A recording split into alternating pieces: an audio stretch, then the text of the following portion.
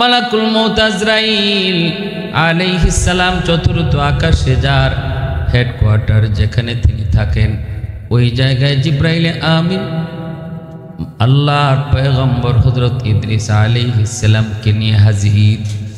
জিব্রাইল আমিন ডাক দিয়া কয়, ভাই আজরাইল একটু কও না পয়গম্বর ইদ্রিসের হায়াত কি শেষ নাকি আরো কিছুদিন আছে? একটু জানার ইচ্ছা হয়েছে। ওই অবস্থায় মালাকুল মউত আজরাইলের কাছে আল্লাহর পক্ষ থেকে নির্দেশ এসেছিল। ওনারা যাবার আগে আল্লাহর পক্ষ থেকে নির্দেশ এসেছিল, আজরাইল আমার পয়গম্বর ইদ্রিসের জান কবজ করো। তাও কোথায়? চতুর্থ আসমানে আমার পয়গম্বর ইদ্রিসের জান কবজ করো। মালাকুল মউত আজরাইল তো অবাক তো হওয়ার কথাই, কেমনে জান কবজ করব একজন মানুষটাকে দুনিয়ায়? আর আল্লাহ বলেছেন চতুর্থ আসমানে, কেমনে সেটা সম্ভব? কি করে সেটা হয়? তিন জিনিস, কার, কোথায়, কখন মরণ হবে একমাত্র জানেন কে? আল্লাহ। একমাত্র জানেন আল্লাহ, আর কেউ জানে না। কেউ জানে না কার মরণ কখন হবে, কোথায় হবে, জানেন শুধু একমাত্র আল্লাহ। মালাকুল মউত আজরাইল মৃত্যুর 40 দিন আগে তিনি টের পান। বিশাল বড় একটা গাছ, গাছের পাতাটা 40 দিন পর পর রং বদলে। মৃত্যুর 40 দিন আগে গাছের ওই পাতাটা মাটিতে পড়ে যায়। যেই পাতার মধ্যে মানুষটার নাম লেখা থাকবে, তার ঠিকানা লেখা থাকবে, তখনই আজরাইল আলাইহিস সালাম ওই গাছের পাতা উঠায় তিনি জানতে পারেন তখন ওই মানুষটার হায়াত শেষ, আর মাত্র 40 দিন বাকি আছে। আজরাইল আলাইহিস সালাম 40 দিন আগে কার কখন কোথায় কিভাবে মরণ কিছুই জানেন না। আল্লাহ পাক নির্দেশ দিলেন, আজরাইল আমার পয়গম্বর ইদ্রিসের রূহ কবজ করো। চতুর্থ আসমানে মালাকুল মউত অবাক, কেমনে সেটা সম্ভব? ওই অবস্থায় জিব্রাইল আমিন যা বলতেছেন, ভাই আজরাইল একটু কও না পয়গম্বর ইদ্রিসের আর কতদিন দুনিয়াতে জীবিত আছেন, হায়াত আর কতদিন বাকি? ইনি তো আল্লাহর কাছে লম্বা হায়াত চাইতেছেন। তখনই আজরাইল আলাইহিস সালাম অবাক নয়নে জিব্রাইল আমিনের দিকে তাকায় বলতেছেন, ভাইয়া জিব্রাইল একটু তাড়াতাড়ি আমাকে বলো পয়গম্বর ইদ্রিস কোথায়? এখন উনি কোথায়? কই ইনি আপনার অফিসের সামনেই। মালাকুল মউত আজরাইল তো অবাক। আমি তো মনে মনে ভাবতেছিলাম পয়গম্বর ইদ্রিসের রূহ কবজ করব, তাও জমিনে না আসমানে, তাও প্রথম আসমানে না চতুর্থ আসমানে। কেমনে সেটা সম্ভব এতটুকু সময়ের ভিতরে? অথবা তিনি জমিন থেকে আসমানে আসবেন কেমনে? কিন্তু আল্লাহ পাকের কুদরত বুঝা বড় দায়। ইদ্রিস নিজেই আবদার করে চতুর্থ আকাশে পৌঁছে গেলেন। এতেই বোঝা গেল আল্লাহ পাক যার মরণ যেখানে লিখে রাখছে ওই জায়গায় আল্লাহ পাক তারে কোনো না কোনো সুরতে, কোনো না কোনো উসিলায় এখানে আল্লাহ তারে পৌঁছাবে। হয়তো সে নিজের ইচ্ছাই সেখানে হাজির হবে। আল্লাহ পাক রব্বুল আলামিন তারে এখানে পৌঁছাবে, এখানে হাজির করবে। সুলাইমান পয়গম্বরের জমানার এক ঘটনা। এক লোক আল্লাহ পাক রব্বুল আলামিনের পক্ষ থেকে আজরাইল আলাইহিস সালামের কাছে নির্দেশ হলো, হিন্দুস্তানে অমুক একটা লোক, তার রূহ কবজ করো। ওই অবস্থায় মালাকুল মউত আজরাইল সুলাইমান আলাইহিস সালামের কাছে দাঁড়ানো। আল্লাহর নির্দেশ, এই মুহূর্তে তুমি তারে এমন একটা লোক, এই লোকটারে হিন্দুস্তানে যান কবজ করো। আজরাইল আলাইহিস সালাম এবার তিনি যাবেন হিন্দুস্তান, যায় তার রূহটা কবজ করবেন। কিন্তু তাকায় দেখেন সুলাইমান পয়গম্বরের সামনেই লোকটা দাঁড়ায় আছে। ফেরেশতা অবাক তো হওয়ার কথাই। একটু পরেই যা রূহ কবজ করব এই লোকটা এখন মিশর, আমি কেমন করে হিন্দুস্তানে তারে যান কবজ করব? বড় বড় চৌকে তার দিকে তাকালেন। অবাক হয়ে তাকালেন। আজরাইল আলাইহিস সালাম অবাক তো হলেন এইভাবে, এই লোক মিশর কেমন করে, তার তো এই মুহূর্তে থাকার কথা হিন্দুস্তান, কারণ একটু পরই তার রোগ কবজ হবে হিন্দুস্তানে। লোকটা যদি এখানে থাকে, আমি হিন্দুস্তানে তার রোগ কবজ করব কেমন করে? বড় বড় চোখে অবাক নয়নে তাকালেন। এই লোকটা ভয় পেয়ে গেল। মালাকুল মউত আজরাইলকে চিনে না, চিনার কথাও না, কিন্তু তার বড় বড় চোখে তাকানোর কারণে লোকটা ভয়ে অস্থির। আল্লাহর পয়গম্বর সুলাইমান নবীকে কয়, নবী গো, এই লোকটা আমার দিকে যেইভাবে তাকাইছে মনে হয় আমাকে হত্যা করে ফেলবে, মনে হয় আমাকে মেরেই ফেলবে। আমি এই এলাকায় থাকতে চাই না, আমি আরব এলাকায় থাকতে চাই না। আপনি বাতাসের মাধ্যমে আমাকে হিন্দুস্তান পাঠিয়ে দেন। আপনি বাতাসকে আদেশ করেন যেন আমাকে হিন্দুস্তান পাঠিয়ে দেয়। সুলাইমান পয়গম্বর সাথে সাথে তিনি এই বাতাসকে আদেশ করে লোকটাকে তার হিন্দুস্তানে পাঠিয়ে দিলেন। লোকটা জায়গা মতো চলে আসলো। মালাকুল মউত আজরাইল জায়গা মতো আসলেন রূহ কবজ করার জন্য। আইসে দেখেন এই লোক কেন আইসা হাজির, কেমনে আসলো? কয় আল্লাহর নবীকে আবদার করলো বাতাসের মাধ্যমে যেন হিন্দুস্তান পাঠিয়ে দেওয়া হয়। মালাকুল মউত আজরাইল হিন্দুস্তানে তার রূহ কবজ করলেন। মালিকের দরবারে শুকরিয়া জানান, মালিক তোমার কুদরত, তোমার হিকমত, আমরা ফেরেশতা তারপর বুঝি না, বুঝার কথাও না। তোমার কুদরত, তোমার শক্তি আমাদের জানার ঊর্ধ্বে, আমাদের মালুমের ঊর্ধ্বে। আল্লাহর শুকরিয়া আদায় করেন, প্রশংসা করেন। রূহ কবজ কইরা আবার সুলাইমান নবীর কাছে তিনি আসলেন।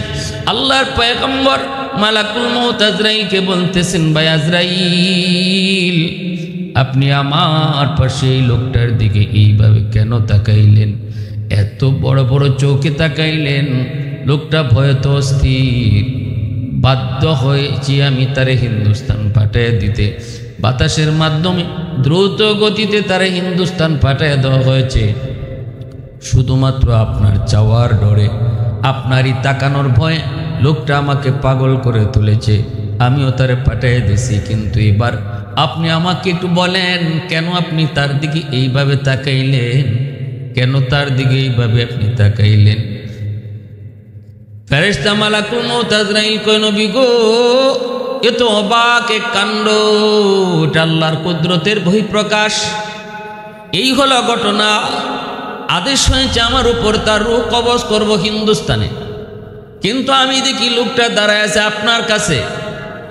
এই মুহূর্তে আমি রূহ কবজ করব এই লোকটার হিন্দুস্তানে, কিন্তু আছে সে আপনার কাছে হাজার হাজার কিলোমিটার দূর। কেমনে তারে আমি রূহ কবজ করব হিন্দুস্তানে? এই কারণে আমি তার দিকে অবলোক নয়নে, অবাক নয়নে তার দিকে তাকাইছি। এই লোক এখানে কেন? এ তো এখানে থাকার কথা না। এই লোক এখানে কেন? এজন্য অবাক নয়নে তাকাইছি। কিন্তু আল্লাহ পাকের কুদরত বোঝা বড় দায় গো নবী।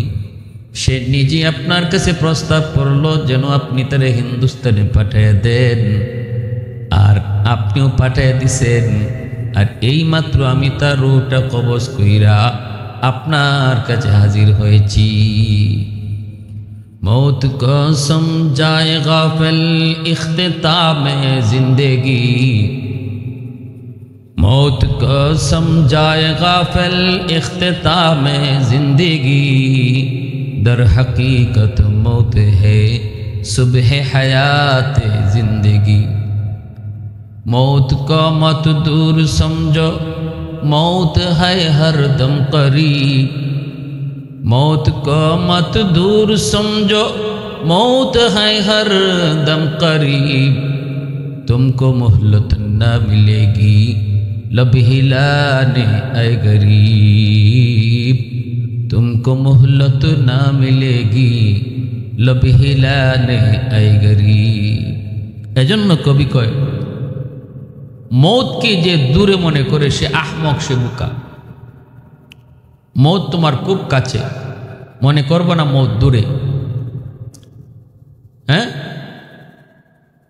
মौत তুমি চোখের পলক ফালাইবার, লব ফালাইবার, একটু ভাত খাওয়ার, খাদ্য খাওয়ার সুযোগও পাবে না, যখন যার যেই টাইমে মরণ লেখা থাকবে ওই টাইমে সে তখন ঘরে নাকি বাহিরে, সে তখন খাওয়ানে নাকি বসা, সে তখন কাজে নাকি বিশ্রামে, কোনো কিছুই তখন কাজে আসবে না, কোনো দিকেই তাকানো হয় না। যার যখন যে হালতে মরণ লেখা, তার এই হালতেই মরণ হবে। কারো মরণ হবে মসজিদে, কারো মরণ হবে সেজদার হালতে, কারো মরণ হবে বিছানায়, আর কারো বা মরণ হবে জিহাদের ময়দানে, কারো মরণ হবে স্বাভাবিক মরণ, কারো মরণ হবে আল্লাহর রাস্তায় শাহাদতের মরণ। এজন্য কবিও বড় সুন্দর করে বলছে, বেমুরব্বি কায়তোয়ান দে তিফলে দানিশওয়ার সুদন, বেমুরব্বি কায়তোয়ান দে তিফলে দানিশওয়ার সুদন, কতরা ইমকান বাশদ বেসদফ গৌহর সুদন, রোজা হাবায়ত কশিদন ইন্তজারে বেশুমার, তাকে দর জৌফে সদফ বারা শবদ দুর্রে আদন, हफ्ता हबायत के ताए के मुश्ते पूछ आज पुश्ते में शाहिदे राहुल्ला गर्दद या शहीदे राकफन, शाहिदे राहुल्ला गर्दद या शहीदे राकफन। আল্লাহর পয়গম্বর ইদ্রিস আলাইহিস সালামের রূহ কবজ হয়ে গেল। মালাকুল মউত আজরাইল বলে, নবী গো, ওগো ভাই জিব্রাইল, আমি তো অবাক, আল্লাহর নির্দেশ চতুর্থ আকাশে আমি পয়গম্বর ইদ্রিসের রূহ কবজ করব, কিন্তু কেমনে আমি সেটা কোনোভাবেই হিসাব মিলাইতে পারছিলাম না। এখন আমার হিসাব মিলে গেছে। ইনি নিজে আল্লাহর কাছে আবদার করে আপনার মাধ্যমে আমার কাছে হাজির, রূহ কবজ হয়ে গেছে চতুর্থ আকাশে। এই কথা আল্লাহ পবিত্র কোরআনুল করিমের মধ্যে তিনি হযরত ইদ্রিস আলাইহিস সালামের ব্যাপারে বলছেন, ওয়ারাফানাহু মাকানান আলিয়্যা, আমি তাকে সুউচ্চ জায়গায় অধিষ্ঠিত করেছি। এই সুউচ্চ জায়গার অধিষ্ঠিত করেছেন, এর তফসির লিখতে যে আল্লামা ইবনে কাসির তিনি বলছেন যে হযরত ইদ্রিস আলাইহিস সালামকে আল্লাহ চতুর্থ আকাশে রেখেছেন। আর বুখারী শরীফের হাদিসের মধ্যে এসেছে, রসুল মেরাজে যখন গেলেন চতুর্থ আকাশে হযরত ইদ্রিস আলাইহিস সালামের সাথে সাক্ষাৎ হয়েছে।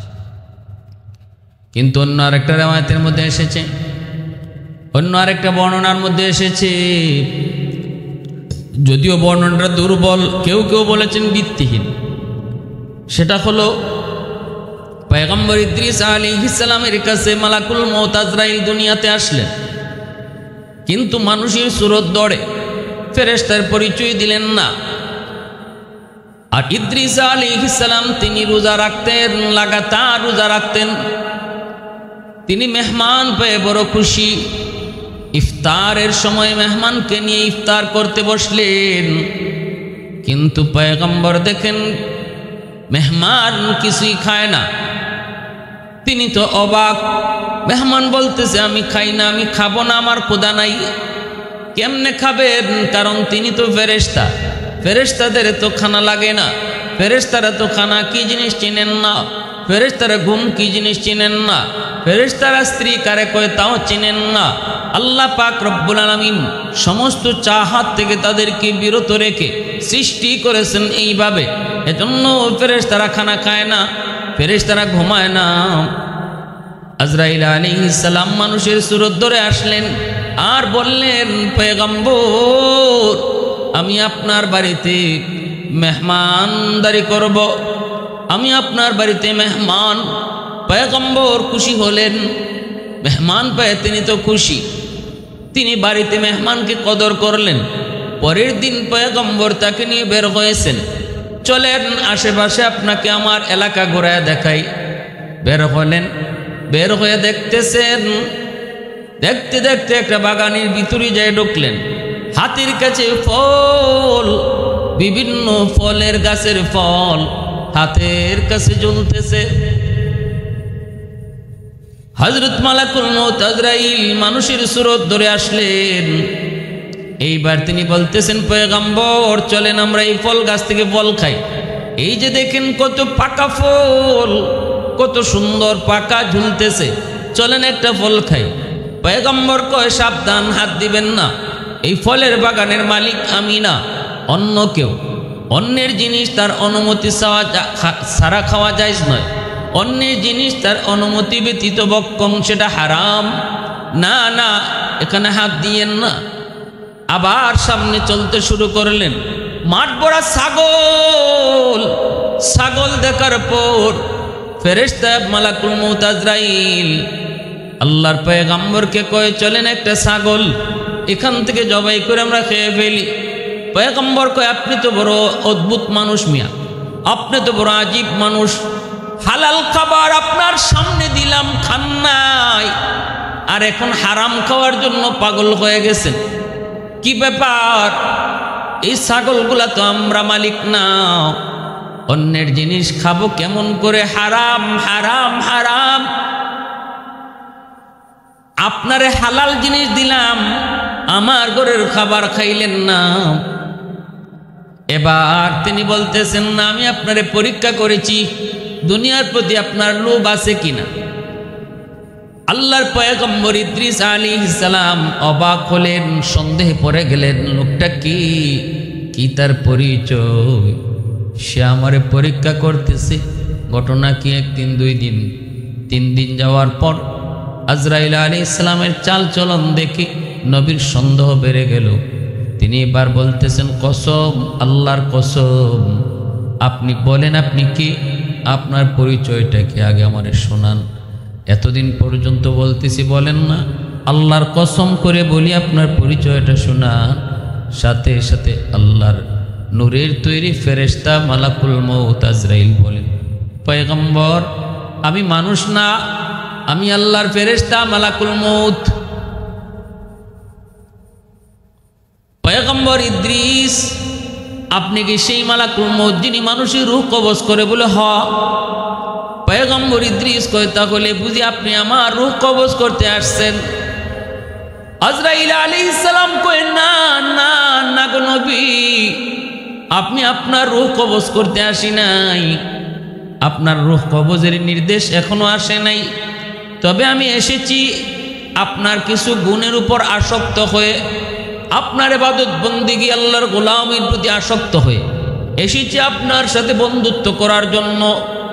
আমি আপনার সাথে বন্ধুত্ব করতে চাই। পয়গম্বর কয়, আমার সাথে যদি আপনি বন্ধুত্ব করতে চান তাহলে শর্ত আছে। আমার শর্ত যদি মানেন আমি আপনার সাথে বন্ধুত্ব করব। কি শর্ত?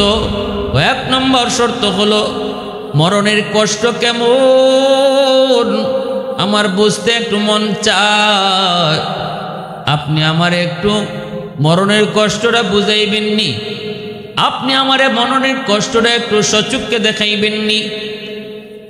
তখনই আজরাইল আলাইহিস সালাম কয়, এটা তো আমার হাতে না, আপনার রূহ কবজ কইরা আপনার মরণের কষ্ট সচক্ষে দেখাবো, এটা তো আমার হাতে না, আল্লাহর কাছ থেকে পারমিশন নিতে হবে। পয়গম্বর কয়, তাহলে আল্লাহর কাছ থেকে একটু অনুমতি নেন। মালাকুল মউত আজরাইল আলাইহিস সালাম আল্লাহর কাছে ডাক দিয়া কয়, মালিক, তোমার পয়গম্বর মরণের কষ্ট নিজের চক্ষে দেখতে চায়, আল্লাহ অনুমতি আসেনি। আল্লাহ কয়, ঠিক আছে, অনুমতি দিলাম। আজরাইল আলাইহিস সালাম কয়, আপনি শোন।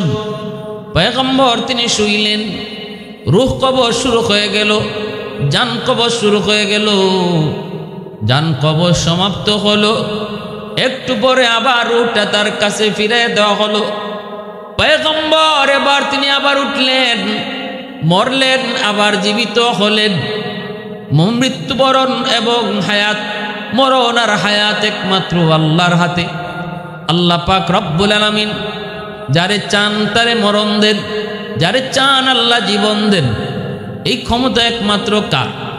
একমাত্র আল্লাহ। কাদিরে কুদরতদারি বরকামাল, কাদিরে কুদরতদারি বরকামাল, আনতা রব্বি আনতা হাসবি যুল জালাল, আনতা রব্বি আনতা হাসবি যুল জালাল। আল্লাহ পাকের হাতে। আল্লাযী খালাকাল মাউতা ওয়াল হায়াতা লিয়াবলুয়াকুম আইয়ুকুম আহসানু আমালা। হায়াত মউত আল্লাহ পাক সৃষ্টি করেছেন পয়গম্বর ইদ্রিস আলাইহিস সালাম মৌতের কষ্ট, মৌতের যন্ত্রণা নিজের চোখে দেখার জন্য নিজে আবদার করে তিনি মৌতের কোলে ঢলে পড়লেন।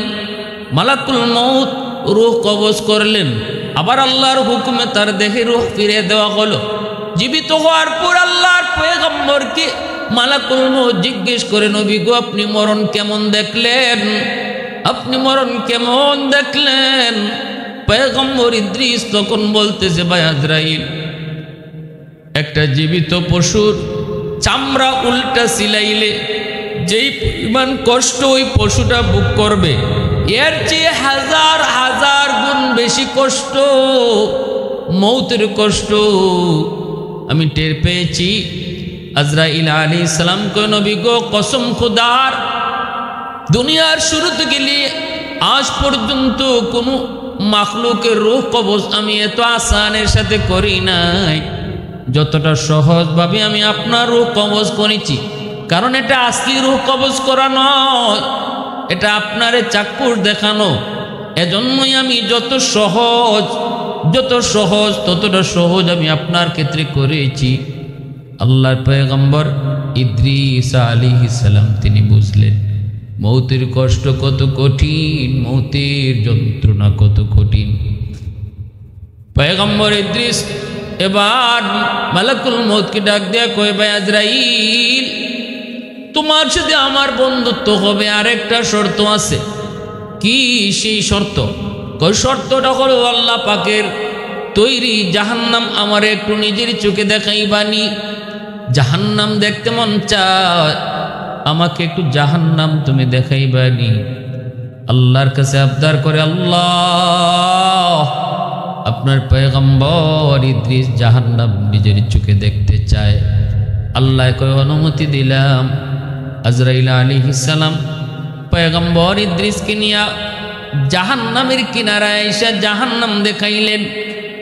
জাহান্নাম দেখলেন, জিজ্ঞেস করলেন, নবী গো, কেমন দেখলেন? আল্লাহর পয়গম্বর কয়, এত ভয়াবহ কল্পনা করি নাই। আল্লাহ যা কইছে বাস্তবের চেয়ে হাজার হাজার গুণ, কোটি কোটি গুণ বেশি আযাব আর কষ্ট। একথা আমার নবীও বলেছেন। নবীজি মেরাজে রজনীতে জাহান্নাম নিজের চোখে দেখছেন, জান্নাত নিজের চোখে দেখছেন।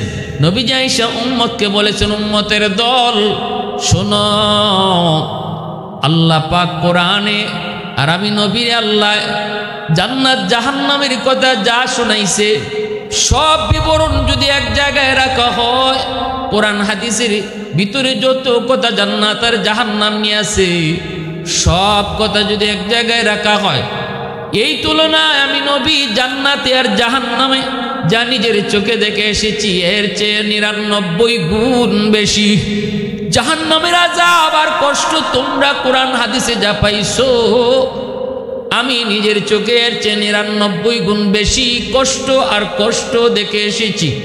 জান্নাতের সুখ শান্তি কোরআন হাদিসের ভিতরে তোমরা যা শুনেছো আর পাইছো, আমি নবী জান্নাতের সুখ শান্তি যা দেখছি এটা 99 গুণ বেশি, বাস্তবে 99 গুণ বেশি। পয়গম্বর ইদ্রিস তিনিও বলতেছে, ভাই আজরাইল, যা জেনেছি এর চেয়ে বাস্তবে 1000 গুণ বেশি। এবার আল্লাহর পয়গম্বর ইদ্রিস ডাক দিয়ে কয়, ওগো ভাই আজরাইল, আরেকটা আবদার তোমার কাছে করি, এরপরে আমার আর তোমার মধ্যে বন্ধুত্ব হয়ে যাবে। আমার তোমার বন্ধুত্ব হওয়ার জন্য আর একটা 3 নম্বর শর্ত হলো, আমাকে জাহান্নাম তো দেখাইছো, এবার আমাকে জান্নাত তুমি দেখাইবানি। পয়গম্বর জান্নাত দেখার আবদার করলেন, কিন্তু ভিতরে ভিতরে একটা ইচ্ছা, একটা নিয়ত তার আছে। এটা মালাকুল মউত আজরাইলকে বুঝাইলেন না। দিলের খবর আজরাইল জানে না, দিলের খবর জানেন কে? আল্লাহ। দিলের খবর জানেন কে? আল্লাহু আলিমুম বিযাতিস সুদূর। অন্তরের খবর একমাত্র জানেন কে? আল্লাহ। আজরাইল আলাইহিস সালামও জানে না, ফেরেশতা জিবরাইলও জানে না, আমার আপনার নবীও অন্তরের খবর জানে না। বড় পীর আব্দুল কাদের জিলানীও অন্তরের খবর জানে না, তাহলে আমার পীর সাহেব কেমনে জানবো? আমার আট্রসি চন্দ্রপাড়া আর এরকম মাজারি এরা কেমনে জানবো? মাইজ ভান্ডারি কেমনে জানবো? কোন ওলি আল্লাহ অন্তরের খবর জানে না, নবীরাই জানে না। জানেন শুধু একমাত্র কেবলমাত্র শুধুমাত্র আল্লাহ। এজন্য আজরাইল আলাইহিস সালাম পয়গম্বর ইদ্রিস যখন জান্নাত দেখতে চাইলেন, আল্লাহর কাছে আবদার করে, মালিক তোমার পয়গম্বর জান্নাত দেখতে চায়। আল্লাহ কয় নেও মঞ্জুর। জান্নাতের পারে আসলেন, গেইটের পাশে দাঁড়ালেন। মালাকুল মউত আজরাইল কয় নবী গো জুতা খুলেন। জান্নাত পাক ও পবিত্র, জুতা খুলে প্রবেশ করেন, কিন্তু দেরি করবেন না, দেখে কিন্তু দ্রুত আইয়েন। নবী কই ঠিক আছে, দেরি করব না। এই বইলে নবী ঢুকলেন। আলাইহিস সালাম জান্নাতের গেইটে দাঁড়ালো, তিনি ভিতরে ঢুকলেন। জান্নাতের নাজ নিয়ামতগুলি তিনি দেখলেন, আবার দেখেই তিনি বের হয়ে আসলেন। আইসাই আজরাইল আলাইহিস সালামের কাছে আইসাই দেরি করলেন না, আবার জান্নাতের ভিতরে ঢুকে পড়লেন। আজরাইল আলাইহিস সালাম কয় নবী গো আপনি এমন কেন করেন? আপনার তো কথা হলো আপনি ঢুকে বের হয়ে আসবেন, আবার কেন ভিতরে ঢুকলেন? পয়গম্বর জান্নাতের ভিতর থেকে ডাক দেয়া কয়, ভাই আজরাইল এবার তুমি তোমার কামে চলে যাও, আমি আর জান্নাত থেকে বের হব না। ঢুকে পড়েছি তো ঢুকে পড়েছি, আর বের হব না। কারণ হয়তো তুমি জানো না, আমার আল্লাহ জান্নাতের ভিতরে একবার যারে ঢুকায় আর বের করে না। আল্লাহ পাকের আদেশ, মৃত্যুর স্বাদ সমস্ত প্রাণীকেই ভোগ করতে হবে। কুল্লু নাফসিন যায়িকাতুল মাউত। আমি মৌতের স্বাদ পাইলিছি, মৌতের মজা আমার একবার বুঝ হয়ে গেছে। আরেকটা হলো আল্লাহ বলেছেন জাহান্নাম না দেখে কাউকে জান্নাতে ঢুকাবে না, সেই জাহান্নাম আমি দেখে এসেছি। আরেকটা আল্লাহর ওয়াদা হলো জান্নাতে ঢুকাইলে আর কখনো তারে জমিনে দিবে না। অতএব তোমার সাথে আমার একটা ওয়াদা ছিল, ঢুকে আবার বাইরে আইমু। আমি বের হইয়া এসে তোমার ওয়াদাও রক্ষা করছি। এখন আমি জান্নাতের ভিতরে ঢুকে পড়ছি, আর বের হব না, আর বের হব না। মালাকুল মউত আজরাইল এবার তিনি তো কিংকর্তব্য বিমূঢ় হয়ে গেলেন, হিতাহিত জ্ঞান হারিয়ে ফেললেন। কি করবেন কি না কিছুই বুঝেন না। আল্লাহর কাছে কই মালিক তোমার পয়গম্বর ইদ্রিসকে তুমি কই সুবিধা আমি জান্নাতের ভিতরে ঢুকাইছি, এখন ঢুকছে তো ঢুকছে আর বাইরে তো চায় না। আল্লাহ এখন আমি কি করব? আল্লাহ পাক কয় আজরাইল তুমি তোমার কামে চলে যাও। আমার কুদরতের ফয়সালাও এমনটাই ছিল, আমার কুদরতি ফয়সালাও এমনই ছিল। আমার ইদ্রিসকে আমি জান্নাতের ভিতরে সুখ স্বাচ্ছন্দ্যে তারে আমি জান্নাতে চিরস্থায়ীভাবে রেখে দিব। যাও তুমি তোমার কাজে চলে যাও। আল্লাহ পাক রব্বুল আলামিন জান্নাতের ভিতরে ইদ্রিস আলাইহিস সালামকে রেখে দিলেন, তিনি এখানেই থাকবেন। এই যে রাওয়ায়াতটা, এই যে বর্ণনাটা, এই বর্ণনাটা অনেক কিতাবে লিখছেন, এটা ভিত্তিহীন। অনেকে অনেক জায়গায় বলেন এর কোনো ভিত্তি পাওয়া যায় না। অনেকগুলা প্রশ্ন এই ঘটনার সাথে সংঘর্ষ, কোরআন হাদিসের অনেক আলোচনা এই ঘটনার সাথে সংঘর্ষ। এজন্য এই ঘটনা বর্ণনা করাও ঠিক না। যারা বলে না শোনার জন্য বল